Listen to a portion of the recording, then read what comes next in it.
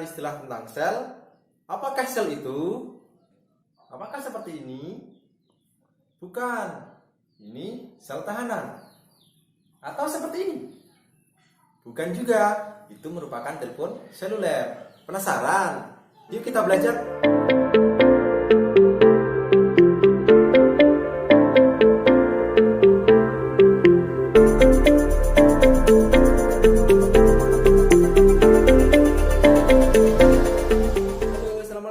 Warahmatullahi wabarakatuh. Selamat datang di channel Ini Bapak Budi. Jadi, untuk kalian yang suka dengan mata pelajaran biologi dan menyukai hal-hal yang berbau dengan biologi, jangan lupa subscribe tombol merah di bawah untuk mendapatkan notifikasi seputar pelajaran biologi terbaru. Oke, hari ini kita akan belajar tentang sel dan sejarah penemuan sel. Coba perhatikan gambar di samping. Apa yang dapat kalian simpulkan dari gambar tersebut? Kalau kita amati, gambar di samping merupakan gambar tingkatan komponen dari penyusun makhluk hidup. Dan kalau kita lihat, sel berada di tingkatan paling bawah. Jadi, dapat kita simpulkan bahwa sel merupakan unit struktural terkecil yang menjadi komponen dasar penyusun tubuh makhluk hidup. Sel pertama kali ditemukan oleh ilmuwan asal Inggris yang bernama Robert Hooke pada tahun 1665. Ia mengamati sel gabus dari dinding sel tumbuhan yang sudah mati. Kemudian ia melihat banyak ruang-ruang kosong yang kemudian diberi nama selula dalam bahasa Latin yang artinya adalah kamar kecil.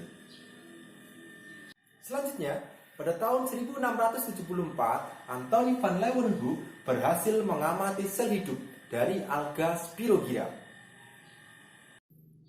Kemudian setelah itu berkembanglah teori-teori tentang sel. Pada tahun 1809,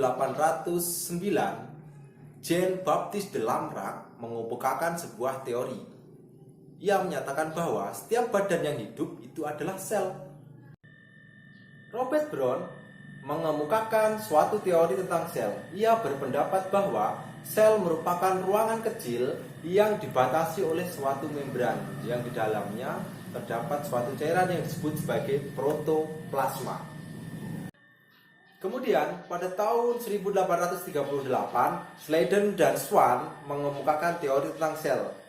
Mereka berdua berpendapat bahwa sel itu merupakan unit struktural dari makhluk hidup. Pada tahun 1858, Rudolf Virchow mengemukakan teori tentang sel bahwa sel itu berasal dari sel sebelumnya atau omniselula ex cellula. Dari beberapa teori yang dikemukakan oleh para ilmuwan, maka dapat disimpulkan bahwa 1. Semua makhluk hidup itu terdiri dari sel. 2. Sel merupakan unit struktural terkecil dari makhluk hidup yang menjadi komponen dasar penyusun tubuh makhluk hidup. 3. Sel merupakan unit fungsional karena sel mampu melakukan fungsi kehidupan. 4. Sel berasal dari sel sebelumnya. 5. Sel merupakan unit hereditas karena mampu mewariskan sifat genetik dari satu generasi ke generasi berikutnya. Jadi, itulah tadi pengertian tentang sel dan sejarah penemuan sel. Kemudian bagaimana dengan bentuk, komponen, serta fungsi dari bagian-bagian sel? Ingin tahu lebih jauh? Simak videonya di sini. Sekian pertemuan kita kali ini. Jangan lupa untuk subscribe, like jika kalian suka dengan video ini, dan komen di bawah jika kalian ada pertanyaan. Salam biologi. Wassalamualaikum warahmatullahi wabarakatuh.